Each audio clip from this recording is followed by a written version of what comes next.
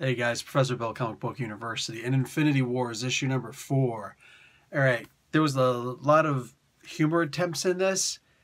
They all kind of stuck, but like not as sticky as I wanted them to be. And then finally, I broke down. I just started laughing. So, all right, man, you had some serious Family Guy humor in here. I was impressed. All right, let's get into Infinity Wars, Part 4. Writer Jerry Duggan, artist Mike Deodato Jr., color artist Frank Martin, excuse me, and VC's Corey Petit on letters. Cover artists Deodato Jr. and Frank Barreto.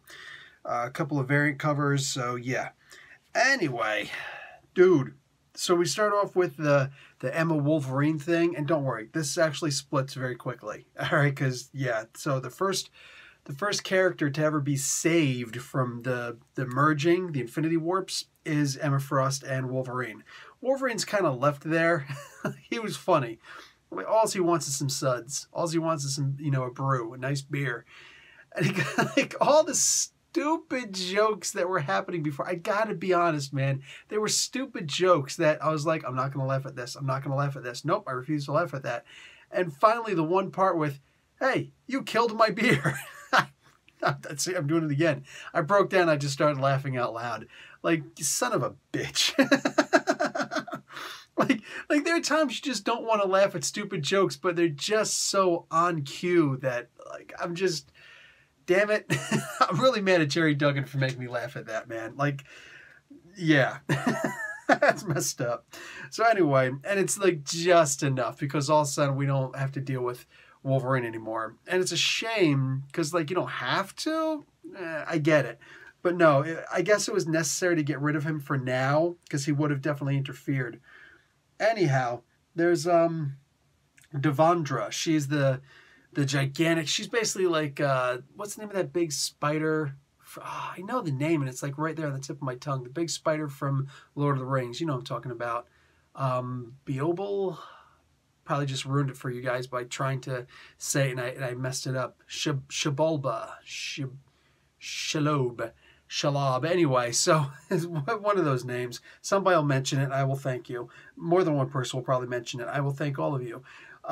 This was interesting. So we've got this creature. It's almost like an intellect devourer, but I guess it's a soul devourer. That's freaky, sick, nasty, ew.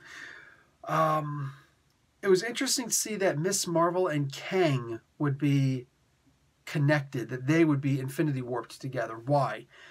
Well, I guess because in many ways, Miss Marvel represents the changing of the guard.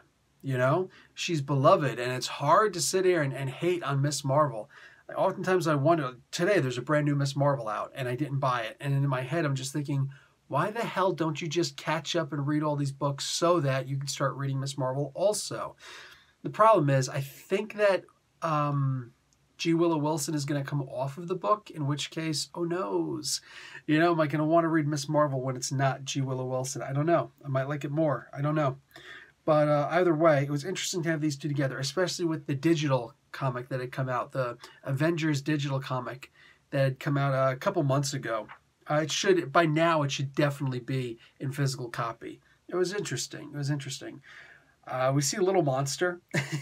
And the way that, what's her name? The White Queen, Emma Frost, she'll always be the White Queen. The way that Emma Frost not just separates, but convinces, what's his name? Ant-Man to do what she wants him to do is interesting. It's interesting. Her commentary afterwards was also pretty cool. I like how she said, Avengers, you guys are just so stupid. Yeah, I can kind of see that from her point of view. X-Men aren't much smarter in that regard, because what she's actually indicating is, you guys are willing to jump headfirst into danger like that and just do the dumbest things and be manipulated.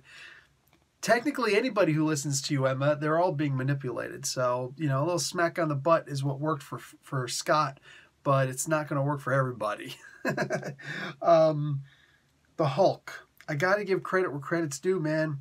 Deodato Jr. does a freaking amazing job drawing the Hulk.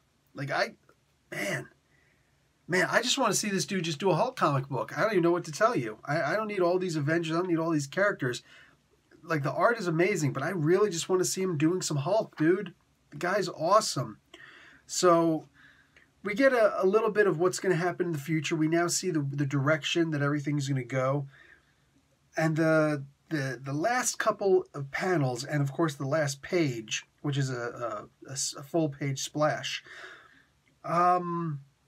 Behold Infinity's End with all the Watchers. That looks a little bit scary. Every time a Watcher shows... See, unfortunately, the Watchers have been done to death in comic books, and that is painfully annoying. Fortunately, we haven't had to have a whole lot of Watchers lately because Uatu was killed. But at the end of the day, I feel like Watchers have been overused for way too long. It's like, oh, there's a wedding. Let's, have a Watcher appear for that. Why? Why, for a freaking wedding? Like, this is just stupid. This is stupid. I know it's supposed to be like, oh, no, it's an important wedding. Shut up. It's just stupid to do that. In this particular case, though, it actually feels warranted. So, good use of the Watchers. I know it sounds like a weird thing to say, but in my opinion, really good use of the Watchers. This is a pretty good book.